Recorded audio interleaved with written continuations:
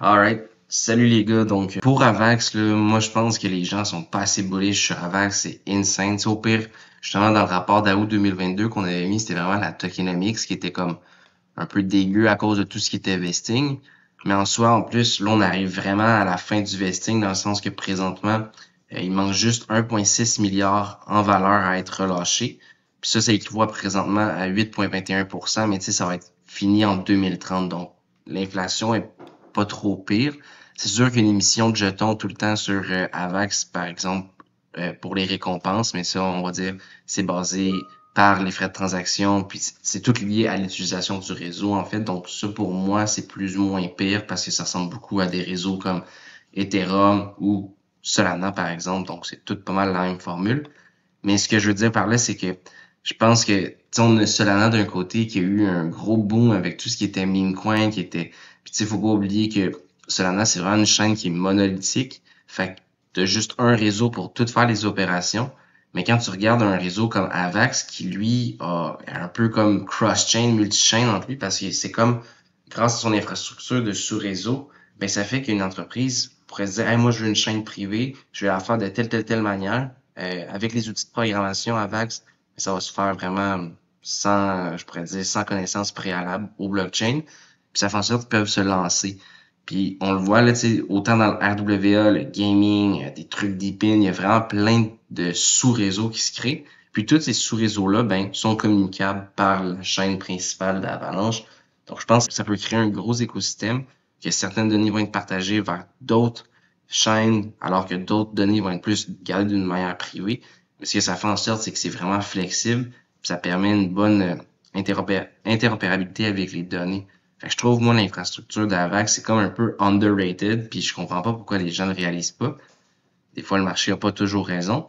Mais en gros, c'est ça, les points clés, je dirais, d'Avax, c'est qu'ils développent, ils développent, dans le sens que, autant d'un point de vue développeur, ils ont beaucoup de développeurs actifs. Tu sais, dans la dernière année, ils sont rendus à 861 commits des core developers. Donc ça, c'est vraiment pour le protocole. Après ça, tu as plein d'applications qui se sont lancées, comme par exemple Avalanche Spruce, qui a été intégré par Onyx de JP Morgan, Citibank, Wisdom Tree. Il y a Avalanche Vista aussi, qui est un fonds de tokenisation d'une valeur de 50 millions de dollars qu'ils ont fait en partenariat avec ANZ et Chainlink. Ils ont aussi lancé un coffre de crédit sur Clearpool.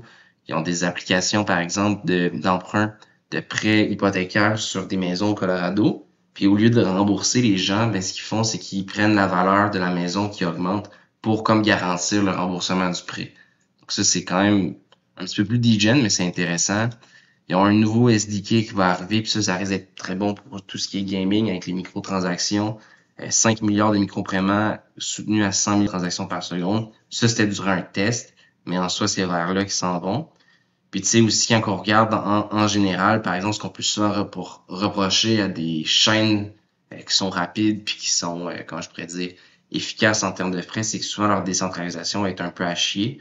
Mais en fait, là, on voit que Avalanche, ils ont vraiment une puissance avec leurs 1700 validateurs, plus que 100 000 délégateurs. Fait que ça fait en sorte qu'ils ont un bon quotient de Nakamoto en termes de décentralisation. C'est par-dessus 100, donc c'est excellent.